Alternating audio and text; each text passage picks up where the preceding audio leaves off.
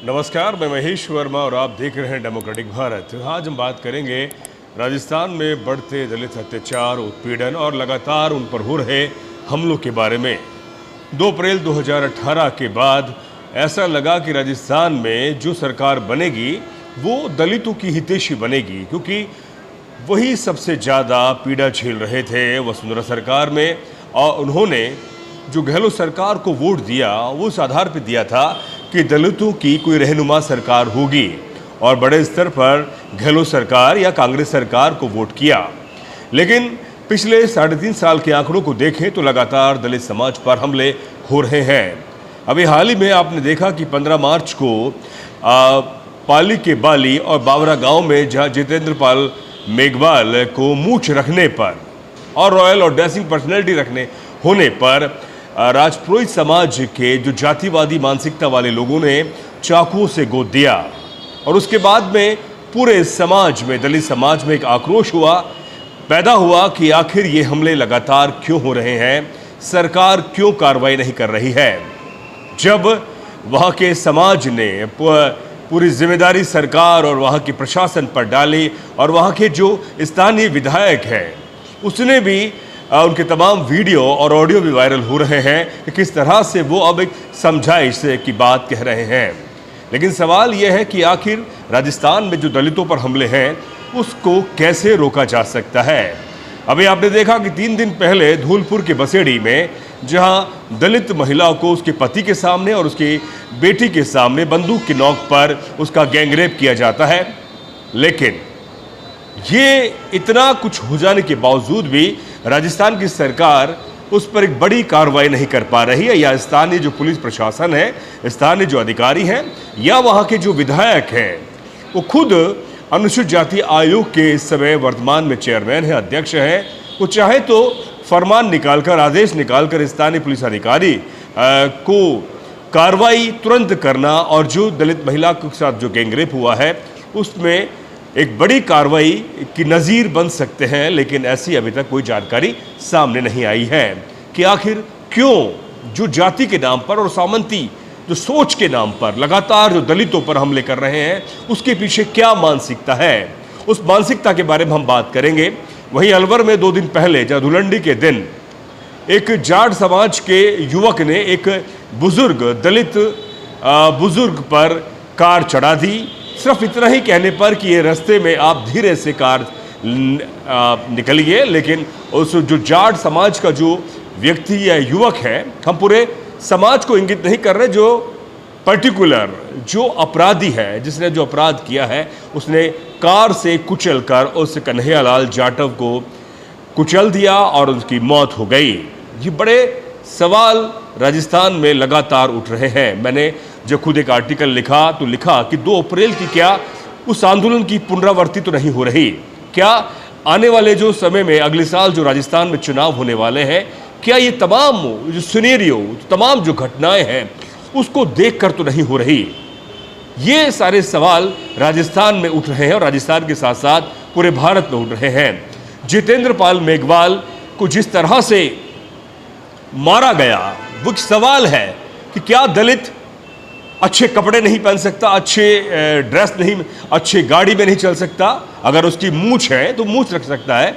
ये राजस्थान में आपने देखा होगा कि एक दलित समाज के लोगों को इस तरह भी मारा गया, जहां वो अच्छी जूती पहनकर घोड़ी पर नहीं चढ़ने के जो तमाम वाक्य, तमाम खबरें हैं। लेकिन सवाल यह है कि मूछ रखने पर लोगों को इस तरह से नफरत पैदा होती है कि आखिर इसने मूछ क्यों रखी है, दाढ़ी क्यों रखी है, जैसा कि जो एक विशेष जाति का ये विशेष जाति ही रख सकती है। बड़ा सवाल ये आता है। सवाल यह है कि राजस्थान की जो सरकार है उसके मात्र 1-1.25 साल बचा है, अगले साल चुनाव है, तो क्या वो अब तक वो इकबाल और फरमान क्यों नहीं दिखा पाई, जिससे कि जमीन पर खासतौर पे जो दलित समाज है, जिसने बहुत बड़े स्तर पर कांग्रेस को वोट किया था कि उसकी कोई रहनुमा बनेगी। मैंने आपके सामने 3 घटनाएं ये जो बताई हैं, जो भी हाल ही में हुई हैं 3-4 दिन के अंदर। ऐसी लगातार घटनाएं राजस्थान में हो रही हैं, खासतौर पे गैंगरेप की घटनाएं। युवकों को इसलिए मारा जा रहा है कि वो बेबाक होकर अपनी बात बोल रहे हैं। फेसबुक पर, सोशल मीडिया पर जब जितेंद्र पाल की हिस्ट्री खंगोली गई तो पता लगा कि वो सोशल मीडिया पर मूंछ को हाथ ताव देते हुए उसने वीडियो डाले और अपने फोटो डाले। वो जो सामंती और जातिवादी लोग हैं उन्हें नागवार गुजरा। कल 22 मार्च को आजाद समाज पार्टी के और भीम आर्मी के प्रमुख चंद्रशेखर आजाद पाली के बाली बावरा गांव में पहुंचेंगे। एक बड़ी जनसभा को वो जनसभा करेंगे, जिसको लेकर प्रशासन इस समय बहुत ही ज्यादा सख्ती में है कि कहीं कोई बड़ा बवाल ना पैदा हो जाए, क्योंकि वहां के लोग इस समय बहुत आक्रोशित हैं कि आखिर सरकार क्यों एक बड़ा काम नहीं कर रही जिससे कि दलित समाज उसको सुरक्षा लगे, उसको लगे कि हाँ एक सरकार है। ये तमाम घटनाएं हर दिन हो रही है राजस्थान में। राजस्थान का अगर आंकड़ा निकाले एनसीआरबी के हिसाब से तो पूरे भारत में दलित उत्पीड़न, दलित अत्याचार और महिलाओं के साथ गैंगरेप के मामले लगातार बढ़ रहे हैं। तो इतना ही कहूंगा। मैं इस समय पिंक सिटी प्रेस क्लब में हूं जयपुर में, और मैं यहाँ पर कुछ पत्रकारों से बात करता, लेकिन वक्त की नज़ाकत के हिसाब से यहाँ पर वो पत्रकार मेरे सामने नहीं है। मैं उनसे पूछता कि आखिर मीडिया में, अखबारों में जो अपराधी है, जो सामंती जाति का जो है दलित समाज पर जो हमले करते हैं, उनको दबंग शब्द से क्यों इंगित किया जाता है? और आप उसे सामंती और जातिवादी भी कह सकते हैं, क्योंकि दबंग शब्द का जब आप इस्तेमाल करते हैं तो कहीं ना कहीं उस जाति को ग्लोरीफाई कर रहे हैं और उस जाति को आप एक बड़ा करके दिखा रहे हैं, जबकि वो एक अपराधी है। और उस अपराधी को अपराधी वाले शब्दों का ही चयन कर रहे हैं हमारे पत्रकार और संपादकों को और हमारे तमाम मीडिया संस्थानों को करना चाहिए।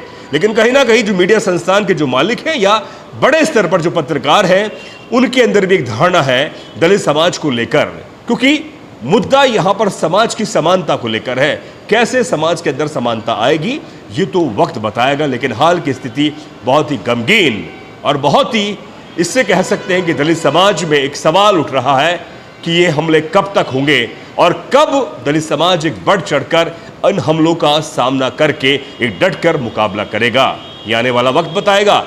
लेकिन सरकार को अभी निचले स्तर पर, ग्राउंड स्तर पर काम करना चाहिए, अन्यथा आने वाले समय में जो चुनाव होने वाले हैं उसमें हो सकता है कि परिवर्तन हो जाए, क्योंकि जनता इस समय बहुत ज्यादा त्रस्त है। ये राजनीति का मुद्दा नहीं है, एक समाज की समानता का, भाईचारे का और सद्भाव का मुद्दा है।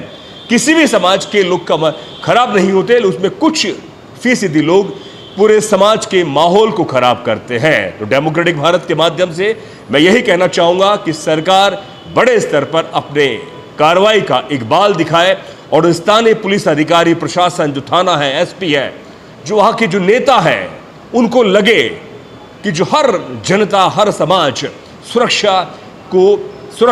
सुरक्षित महसूस हो, तभी सरकार है, अन्यथा सरकार होना बेमानी है।